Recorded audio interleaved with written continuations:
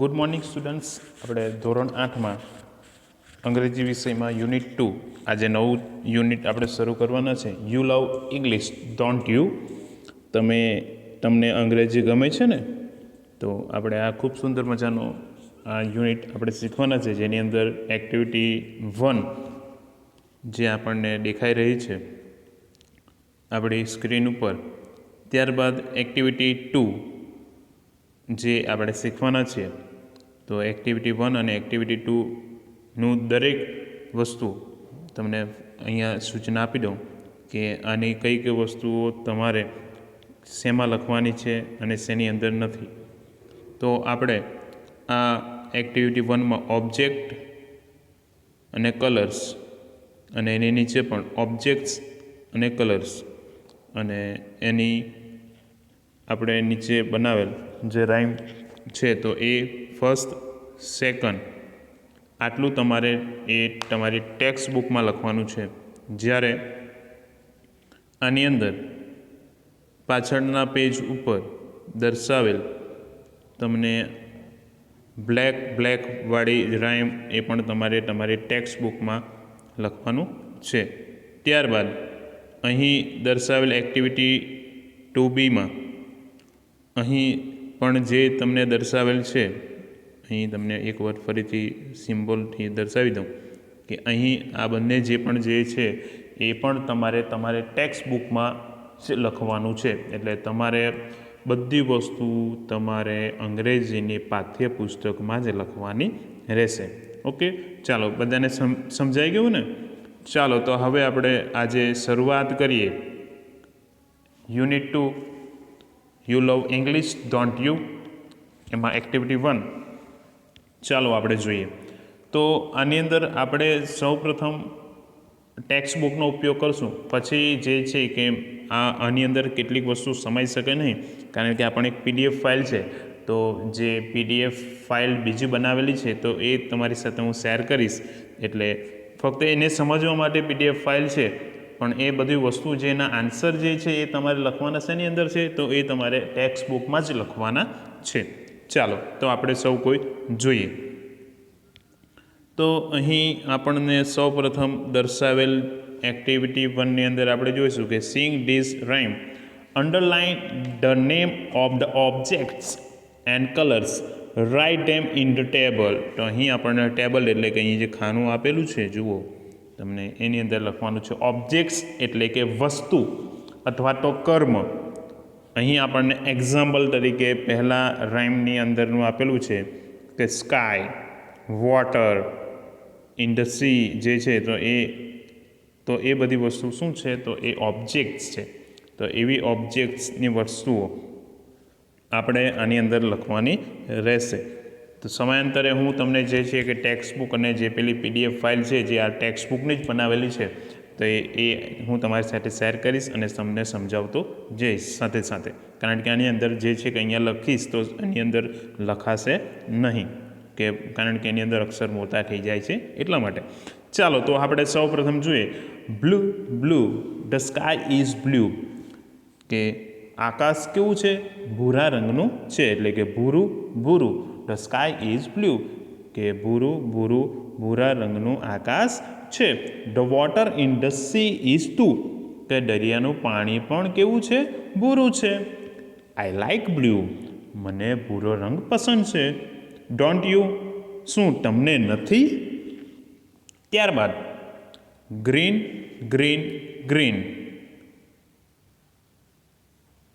The grass is green, એટલે કે લીલું. ધ ગ્રાસ ઇઝ ગ્રીન, એટલે કે ઘાસ કેવું છે? લીલું છે.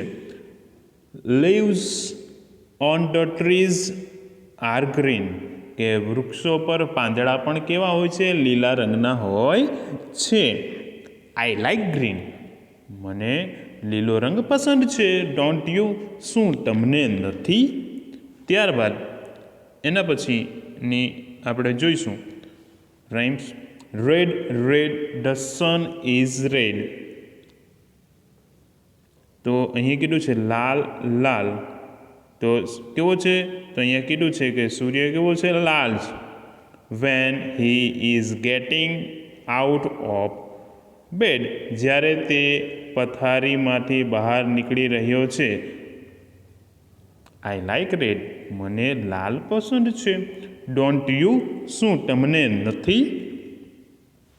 ત્યારબાદ આપણે જોઈશું yellow yellow flowers are yellow, કે પીળા પીળા ફૂલો પીળા છે. Sunflower standing in a row, એટલે કે સનફ્લાવર્સ એટલે કે સૂર્યમુખી, તો સૂર્યમુખી હરોળમાં ઊભા છે. આઈ લાઇક યલો, મને પીળો પસંદ છે. ડોન્ટ યુ, શું તમને નથી? તો અહીં આપણે ખૂબ સુંદર મજાની અહીં રાઇમ્સ જોઈ. તો આની અંદર કઈ કઈ વસ્તુઓ ઓબ્જેક્ટ્સ છે તો એ આપણે જોઈ લઈશું. ચાલો તો આપણે અંદરમાં કેટલીક આપણે હાઇલાઇટ કરીએ કે કઈ કઈ વસ્તુ સૌપ્રથમ ઓબ્જેક્ટ્સ છે. તો એ ઓબ્જેક્ટ્સને આપણે સૌપ્રથમ જોઈ લઈશું. તો બીજામાં આપણને ગ્રાસ, પછી લીવ્સ, ત્યારબાદ ટ્રીઝ. તો આ જે છે એ ઓબ્જેક્ટ્સ છે. જ્યારે એના પછી માં આપણે જોશું તો સન, ફ્લાવર, સન પછી જે છે કે એની અંદર બેડ, અને આપણે જોઈએ છીએ તો આ બધા શું છે તો એ આપણને ઓબ્જેક્ટ્સ છે. નીચેનામાં ફ્લાવર, પછી સનફ્લાવર, તો આ બધા એ શું જોવા મળે છે તો એ ઓબ્જેક્ટ્સ છે. અને કલર્સ, તો કલર્સ કયા કયા છે તો એ આપણે જોઈએ. તો અહીં આપણને જે મેં તમારી સાથે PDF ફાઇલ શેર કરી છે તો આમાં ટોટલ બધા જ ઓબ્જેક્ટ્સ કયા કયા છે એટલે કે કઈ કઈ વસ્તુઓ છે.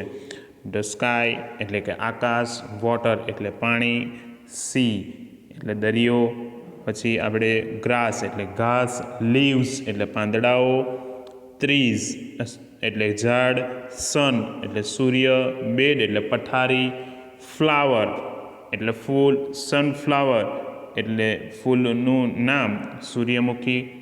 ત્યારબાદ કલર્સ, તો કયા કયા કલરોની અહીં વાત થઈ છે તો અહીં આપણે બ્લુ એટલે ભૂરો, ગ્રીન એટલે લીલો, રેડ એટલે લાલ, યલો એટલે પીળો, અહીં આટલા રંગોની વાત થઈ છે. ત્યારબાદ આપણે જોઈશું એના પછીની activity 1B, make similar type of rhyme by replace the objects and colors given in rhyme, use the clues given in the table. તો આપણને એવી જ આપણે રાઇમ્સ છે પણ અહીં કેટલાક ક્લુ આપેલા છે તો એ આપણે પૂરા કરવાના છે. પિંક પિંક લખેલું છે અને છેલ્લે ડોન્ટ યુ લખેલું છે. તો એની અંદર આપણે જોવાનું છે તો પિંક પિંક અને ઓબ્જેક્ટ્સ આપણને અહીં પહેલાં જ આપી દીધા છે. તો આપણે જોવાનું પહેલા ઓબ્જેક્ટ્સ અહીં આપેલું છે, 1 નંબર આપેલો છે તો એ પહેલા ઓબ્જેક્ટ્સ છે એ પહેલા રાઇમના છે અને પહેલો કલર એ આપણે આની અંદર આપેલું જ છે. એટલે શું બનશે? Pink pink, pink pink, a rose is pink એટલે કે ગુલાબી ગુલાબી, ગુલાબ ગુલાબી છે. The lips of babies are pink too, કે નાના બાળકના હોઠ પણ કેવા છે? ગુલાબી છે. I like pink, don't you, મને ગુલાબી પસંદ છે. શું તમને નથી? ત્યારબાદ આપણે બીજામાંથી કઈ કઈ વસ્તુ લેવાની છે તો આપણે કલર્સમાં વ્હાઇટ, પછી ઓબ્જેક્ટ્સમાં મિલ્ક, વિંગ્સ ઓફ સ્વાન, સ્વાન એટલે કે હંસ, તો એ હંસનું આંખોની વાત કરી છે. તો આપણે જોશું white white, milk is white, તો સફેદ સફેદ, દૂધ કેવું છે? સફેદ છે. ત્યારબાદના પેજ ઉપર આપણે જઈએ, the wings of swan are white too, તો અહીં આપણે જોઈશું કે અહીં પણ દર્શાવેલ છે કે હંસની પાંખો પણ કેવી છે? સફેદ છે. આઈ લાઇક વ્હાઇટ, મને સફેદ પસંદ છે. શું તમને નથી? ત્યારબાદ આપણે જે ઓબ્જેક્ટ્સમાં આપેલ છે એ બ્લેક બ્લેક, પછી a cuckoo, sky, in the નાઇટનો આપણે ઉપયોગ કરવાનો છે. તો અહીંયા આપણે જુઓ black black, the cuckoo is black, એટલે કે કાળું કાળું, કોયલ કેવી છે? કાળી. ત્યારબાદ the sky at night is too, કે રાત્રે આકાશ પણ કેવું હોય છે? કાળા રંગનું હોય છે. આઈ લાઇક બ્લેક, મને કાળો રંગ પસંદ છે. ડોન્ટ યુ, શું તમને નથી? તો અહીં આપણે ખૂબ સુંદર મજાની આ રાઇમ્સ જોઈ.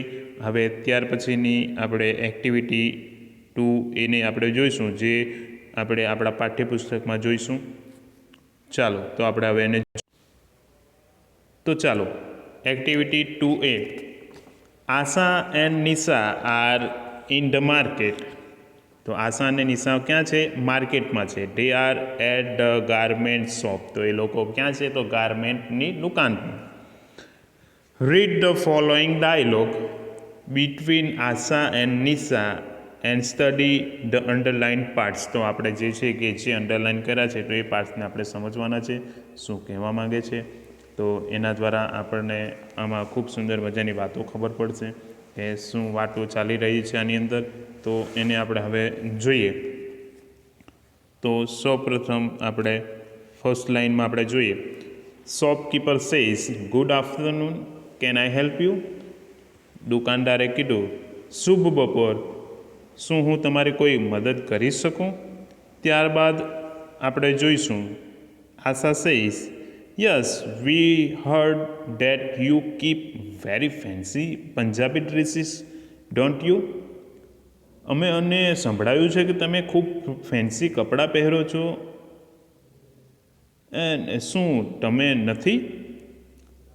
Shopkeeper says yes we do, હા અમે પહેરીએ છીએ. ત્યારબાદ ની અંદરના સેન્ટેન્સમાં આપણે જોઈશું આશા સેઝ, આશાએ કહ્યું please show some Punjabi dresses in soft colour, કે અમને જે છે કે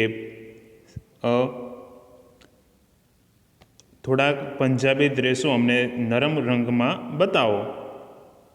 Nisha says hey we planned to pick up sari didn't we? આપણે તો સાડી લેવાનું વિચાર્યું હતું, શું તમે નહીં વિચાર્યું હતું? Asha says yes we did but let's try some dresses as well. હા મેં વિચાર્યું હતું, પણ આપણે ચાલો થોડાક જે છે કે આ ડ્રેસોને પણ આપણે જોઈ લઈએ અને એને ટ્રાય કરી લઈએ. ત્યારબાદ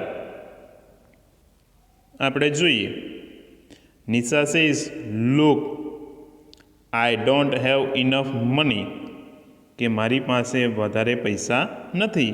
and it was not our plan was it? અને આપણી તે યોજના પણ ન હતી. શું તમારી તે હતી? વોઝ ઇટ એટલે કે શું તમારી તે હતી? Asha says no it wasn't, ના મારી પણ ન હતી. Shopkeeper says is there any problem? દુકાનદારે કહ્યું શું તમને કોઈક મુશ્કેલી પડી રહી છે? Asha says yes there is, હા થોડી પડી રહી છે. એકચ્યુઅલી એટલે કે ખરેખર we are little short of money, અમારી પાસે થોડા ઓછા પૈસા છે. Shopkeeper says that should not be a problem, એટલે એણે શું કીધું? ખરેખર જે છે કે શું તે જ તમારી સમસ્યા હોવી જોઈએ નહીં. લુક એટ ધ બોર્ડ, જુઓ બોર્ડ તરફ. વી ઓફર અ ગુડ ડિસ્કાઉન્ટ, અમે સારી છૂટ આપીશું. આશા સેઝ વાવ ઇટ્સ ગ્રેટ, અરે ખૂબ સરસ. Shopkeeper says I hope you are happy now aren't you? મને એટલે કે દુકાનદારે કીધું કે મને આશા છે કે હવે તમે ખુશ હશો, શું તમે નથી? Asha and Nisha says yes we are, હા અમે છીએ. Nisha says Asha look this blue dress look very beautiful on me. આ ભૂરો ડ્રેસ જુઓ, એ મારા ઉપર ખૂબ સુંદર લાગે છે. Asha says but it is full of too much shining material on it isn't it? તો તેણે કીધું, આશાએ કીધું કે તે તેના પર ખૂબ ચમકતી મટીરિયલ્સથી ભરેલું છે. શું તને નથી લાગતું? નિશા સેઝ,